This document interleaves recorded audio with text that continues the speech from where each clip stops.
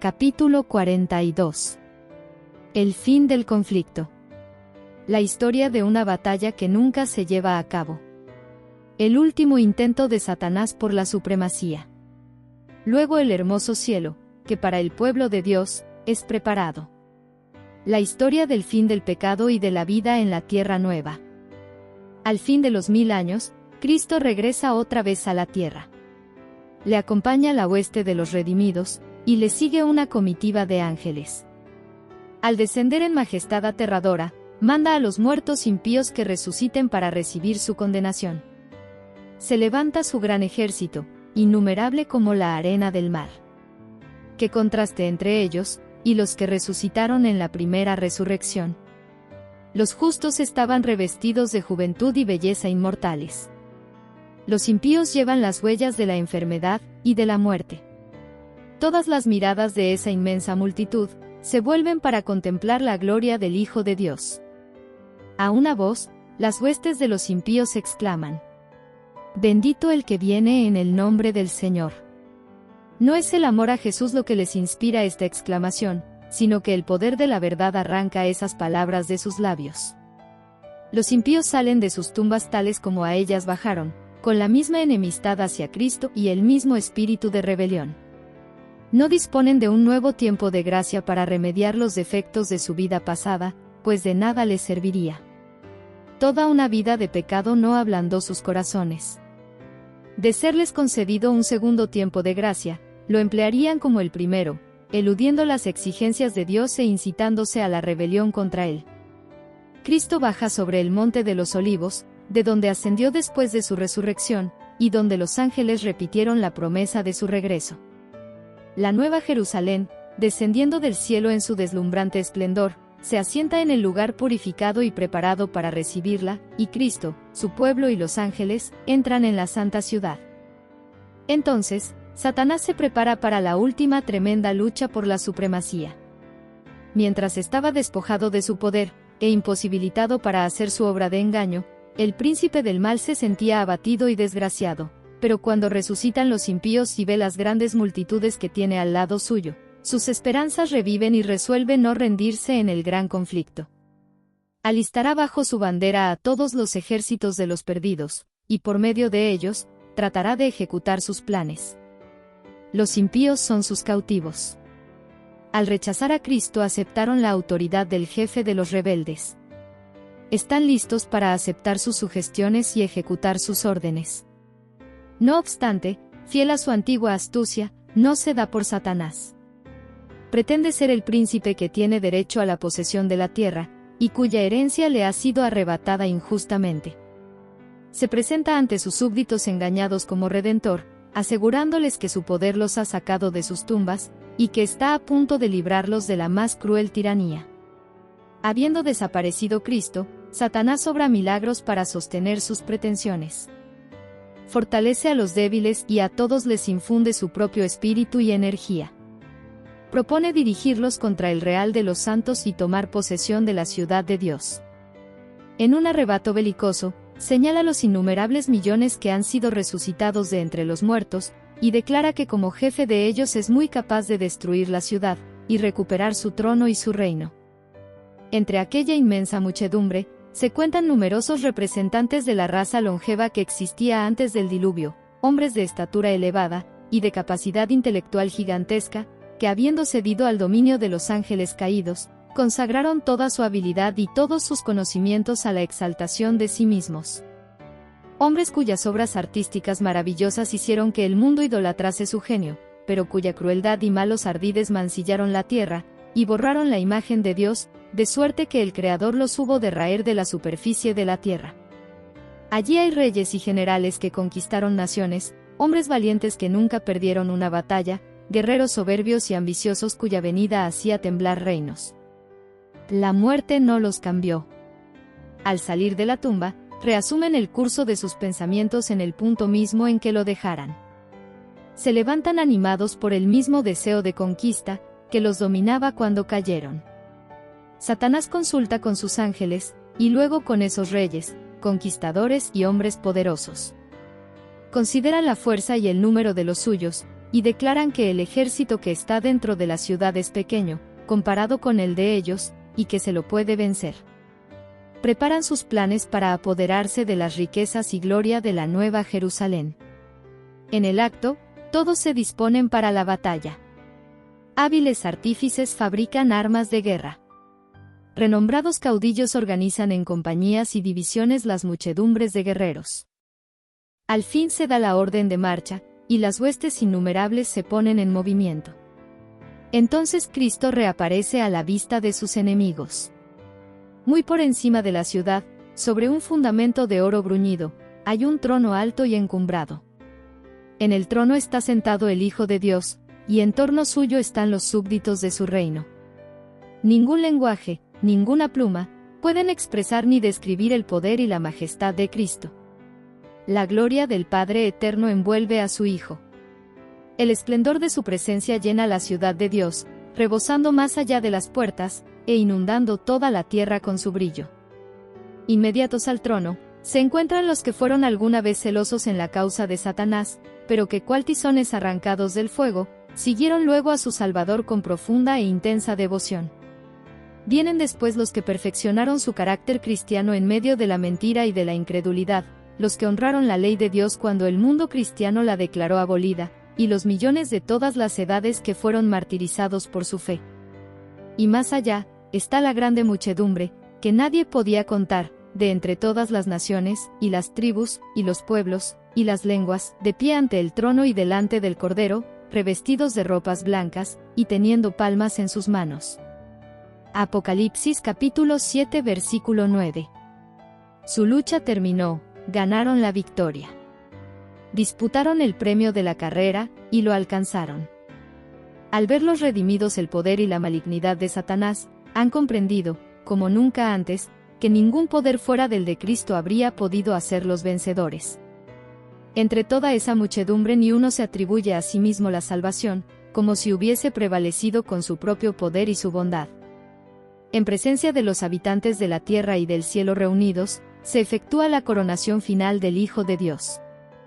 Y entonces, revestido de suprema majestad y poder, el Rey de Reyes falla el juicio de aquellos que se rebelaron contra su gobierno, y ejecuta justicia contra los que transgredieron su ley, y oprimieron a su pueblo. Apenas se abren los registros, y la mirada de Jesús se dirige hacia los impíos, estos se vuelven conscientes de todos los pecados que cometieron. Reconocen exactamente el lugar donde sus pies se apartaron del sendero de la pureza y de la santidad, y cuán lejos el orgullo y la rebelión los han llevado en el camino de la transgresión de la ley de Dios. Las tentaciones seductoras que ellos fomentaron cediendo al pecado, las bendiciones que pervirtieron, su desprecio de los mensajeros de Dios. Por encima del trono se destaca la cruz, y como en vista panorámica, aparecen las escenas de la tentación, la caída de Adán y las fases sucesivas del gran plan de redención. Luego, ante las multitudes agitadas, se reproducen las escenas finales. El paciente varón de dolores pisando el sendero del Calvario. En vano procuran esconderse ante la divina majestad de su presencia que sobrepuja el resplandor del sol, mientras que los redimidos echan sus coronas a los pies del Salvador exclamando, Él murió por mí. Allí hay sacerdotes y prelados papistas, que dijeron ser los embajadores de Cristo, y que no obstante, emplearon instrumentos de suplicio, calabozos y hogueras, para dominar las conciencias de su pueblo.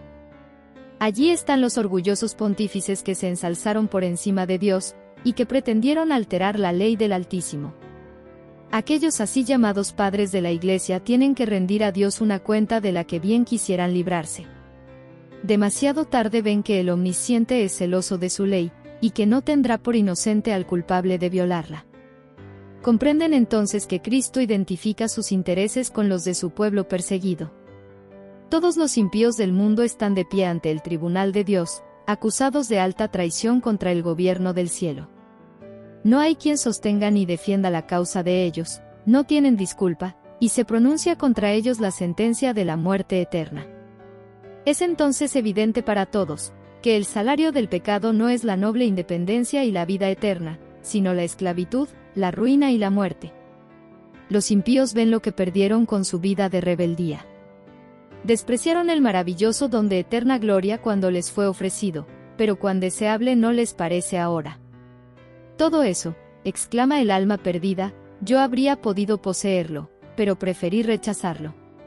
Oh sorprendente infatuación. He cambiado la paz, la dicha y el honor por la miseria, la infamia y la desesperación. Todos ven que su exclusión del cielo es justa. Por sus vidas declararon, no queremos que este Jesús reine sobre nosotros. Como fuera de sí, los impíos han contemplado la coronación del Hijo de Dios. Ven en las manos de Él, las tablas de la ley divina, los estatutos que ellos despreciaron y transgredieron. Son testigos de la explosión de admiración, arrobamiento y adoración de los redimidos, y cuando las ondas de melodía inundan a las multitudes fuera de la ciudad, todos exclaman a una voz. Grandes y maravillosas son tus obras, oh Señor Dios Todopoderoso, justos y verdaderos son tus caminos, oh Rey de los siglos. Apocalipsis capítulo 15 versículo 3. Y cayendo prosternados, adoran al príncipe de la vida. Satanás parece paralizado al contemplar la gloria y majestad de Cristo. El que en otro tiempo fuera uno de los querubines cubridores, recuerda de dónde cayó. Está excluido para siempre del consejo en que antes se le honraba. Recuerda la mansión de su inocencia y pureza, la paz y el contentamiento de que gozaba, hasta que se entregó a murmurar contra Dios y a envidiar a Cristo. Recuerda los esfuerzos constantes que hizo para oponerse a la obra de Cristo, y para hundir a los hombres en degradación siempre mayor. Ve que sus conspiraciones infernales no pudieron acabar con los que pusieron su confianza en Jesús. Al considerar Satanás su reino y los frutos de sus esfuerzos, solo ve fracaso y ruina. Ha inducido a las multitudes a creer que la ciudad de Dios sería fácil presa, pero ahora ve que eso es falso. Una y otra vez, en el curso de la gran controversia, ha sido derrotado y obligado a rendirse. De sobra conoce el poder y la majestad del Eterno. El propósito del gran rebelde consistió siempre en justificarse, y en hacer aparecer al gobierno de Dios, como responsable de la rebelión. A ese fin dedicó todo el poder de su gigantesca inteligencia. Obró deliberada y sistemáticamente, y con éxito maravilloso, para inducir a inmensas multitudes a que aceptaran su versión del gran conflicto que ha estado desarrollándose por tanto tiempo. Durante miles de años, este jefe de conspiraciones hizo pasar la mentira por verdad. Pero llegó el momento en que la rebelión debe ser sofocada finalmente, y puestos en evidencia la historia y el carácter de Satanás. El archiengañador ha sido desenmascarado por completo en su último gran esfuerzo para destronar a Cristo, destruir a su pueblo, y apoderarse de la ciudad de Dios. Los que se han unido a él, se dan cuenta del fracaso total de su causa. Los discípulos de Cristo y los ángeles leales, contemplan en toda su extensión las maquinaciones de Satanás contra el gobierno de Dios. Ahora se vuelve objeto de execración universal. Satanás ve que su rebelión voluntaria le incapacitó para el cielo. Ejercitó su poder guerreando contra Dios, la pureza, la paz y la armonía del cielo serían para él, suprema tortura. Sus acusaciones contra la misericordia y justicia de Dios, están ya acalladas. Los vituperios que procuró lanzar contra Jehová, recaen enteramente sobre él. Y ahora, Satanás se inclina y reconoce la justicia de su sentencia. Toda cuestión de verdad y error en la controversia que tanto ha durado, ha quedado aclarada. Los resultados de la rebelión y del apartamiento de los estatutos divinos, han sido puestos a la vista de todos los seres inteligentes creados. El desarrollo del gobierno de Satanás en contraste con el de Dios, ha sido presentado a todo el universo. Satanás ha sido condenado por sus propias obras. La sabiduría de Dios, su justicia y su bondad, quedan por completo reivindicadas.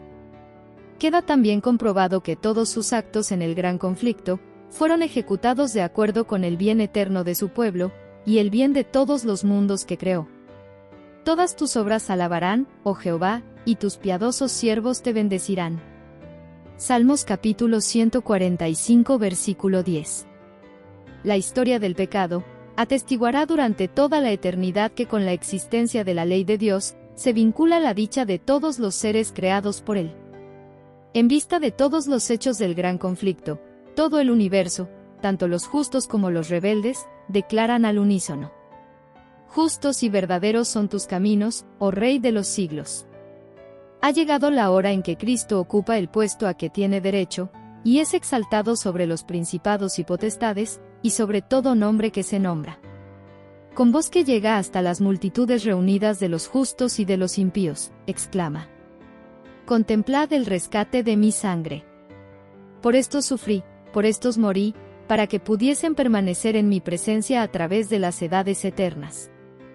A pesar de que Satanás se ha visto obligado a reconocer la justicia de Dios, y a inclinarse ante la supremacía de Cristo, su carácter sigue siendo el mismo. El espíritu de rebelión, cual poderoso torrente, vuelve a estallar. Lleno de frenesí, determina no cejar en el gran conflicto. Ha llegado la hora de intentar un último y desesperado esfuerzo contra el Rey del Cielo. Se lanza en medio de sus súbditos, y trata de inspirarlos con su propio furor y de moverlos a dar inmediata batalla. Pero entre todos los innumerables millones a quienes indujo engañosamente a la rebelión, no hay ahora ninguno que reconozca su supremacía. Su poder ha concluido. Los impíos están llenos del mismo odio contra Dios que el que inspira a Satanás, pero ven que su caso es desesperado, que no pueden prevalecer contra Jehová. Se enardecen contra Satanás, y contra los que fueron sus agentes para engañar, y con furia demoníaca se vuelven contra ellos. Dios hace descender fuego del cielo. La tierra está quebrantada. Salen a relucir las armas escondidas en sus profundidades. Llamas devoradoras se escapan por todas partes de grietas amenazantes. Hasta las rocas están ardiendo. Ha llegado el día que arderá como horno. Los elementos se disuelven con calor abrasador, la tierra también y las obras que hay en ella están abrasadas. Malaquías capítulo 4 versículo 1, segunda de Pedro capítulo 3 versículo 10. La superficie de la tierra parece una masa fundida, un inmenso lago de fuego hirviente. Es la hora del juicio y perdición de los hombres impíos, es día de venganza de Jehová, año de retribuciones en el pleito de Sión. Isaías capítulo 34 versículo 8. Los impíos reciben su recompensa en la tierra. Proverbios capítulo 11 versículo 31. Serán estopa, y aquel día que vendrá, los abrazará, ha dicho Jehová de los ejércitos. Malaquías capítulo 4 versículo 1. Algunos son destruidos como en un momento, mientras otros sufren muchos días. Todos son castigados, conforme a sus hechos. Habiendo sido cargados sobre Satanás los pecados de los justos, tiene éste que sufrir no solo por su propia rebelión, sino también por todos los pecados que hizo cometer al pueblo de Dios. Su castigo debe ser mucho mayor que el de aquellos a quienes engañó. Después de haber perecido todos los que cayeron por sus seducciones, el diablo tiene que seguir viviendo y sufriendo. En las llamas purificadoras, quedan por fin destruidos los impíos, raíz y rama, Satanás la raíz, sus secuaces las ramas. La penalidad completa de la ley ha sido aplicada, las exigencias de la justicia han sido satisfechas, y el cielo y la tierra al contemplarlo, proclaman la justicia de Jehová. La obra de destrucción de Satanás ha terminado para siempre. Durante 6000 años obró a su gusto, llenando la tierra de dolor y causando penas por todo el universo. Toda la creación gimió y sufrió en angustia. Ahora las criaturas de Dios han sido libradas para siempre de su presencia y de sus tentaciones. Mientras la tierra estaba envuelta en el fuego de la destrucción, los justos vivían seguros en la ciudad santa. La segunda muerte no tiene poder sobre los que tuvieron parte en la primera resurrección.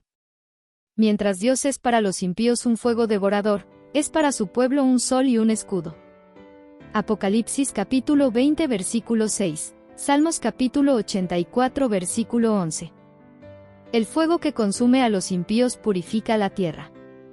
Desaparece todo rastro de la maldición. Ningún infierno que arda eternamente recordará a los redimidos las terribles consecuencias del pecado. Solo queda un recuerdo. Nuestro Redentor llevará siempre las señales de su crucifixión. En su cabeza herida, en su costado, en sus manos y en sus pies se ven las únicas huellas de la obra cruel efectuada por el pecado. y las marcas de su humillación son su mayor honor. A través de las edades eternas, las llagas del Calvario proclamarán su alabanza, y declararán su poder. Llegó el momento por el cual suspiraron los santos desde que la espada de fuego expulsó a la primera pareja del paraíso. La tierra dada al principio al hombre para que fuera su reino, entregada alevosamente por él, a manos de Satanás, y conservada durante tanto tiempo por el poderoso enemigo, ha sido recuperada mediante el gran plan de la redención. El propósito primitivo que tenía Dios al crear la tierra, se cumple al convertirse ésta en la morada eterna de los redimidos. Los justos heredarán la tierra, y vivirán para siempre sobre ella. Salmos capítulo 37 versículo 29. El lenguaje humano no alcanza a describir la recompensa de los justos. Solo la conocerán quienes la contemplen. Ninguna inteligencia limitada puede comprender la gloria del paraíso de Dios. En la Biblia, se llama la herencia de los bienaventurados una patria. Hebreos capítulo 11 versículos 14 al 16. Allí conduce el divino pastor a su rebaño a los manantiales de aguas vivas. El árbol de vida da su fruto cada mes, y las hojas del árbol son para el servicio de las naciones. Allí hay corrientes que manan eternamente, claras como el cristal, al lado de las cuales se mecen árboles que echan su sombra sobre los senderos preparados para los redimidos del Señor. Allí las vastas llanuras alternan con bellísimas colinas, y las montañas de Dios elevan sus majestuosas cumbres. En aquellas pacíficas llanuras, al borde de aquellas corrientes vivas, es donde el pueblo de Dios que por tanto tiempo anduvo peregrino y errante, encontrará un hogar. El dolor no puede existir en el ambiente del cielo. Allí no habrá más lágrimas, ni cortejos fúnebres, ni manifestaciones de duelo. Allí está la Nueva Jerusalén, la metrópoli de la nueva tierra glorificada. En la ciudad de Dios, no habrá ya más noche. Nadie necesitará ni deseará descanso. No habrá quien se canse haciendo la voluntad de Dios, ni ofreciendo alabanzas a su nombre. Sentiremos siempre la frescura de la mañana, que nunca se agostará. La luz del sol será sobrepujada por un brillo que sin deslumbrar la vista, excederá sin medida la claridad de nuestro mediodía. La gloria de Dios y del Cordero inunda la ciudad santa con una luz, que nunca se desvanece. Los redimidos andan en la luz gloriosa de un día eterno que no necesita sol. El pueblo de Dios tiene el privilegio de tener comunión directa con el Padre y el Hijo. Vemos la imagen de Dios reflejada como en un espejo en las obras de la naturaleza, y en su modo de obrar para con los hombres. Pero entonces le veremos cara a cara sin velo que nos lo oculte.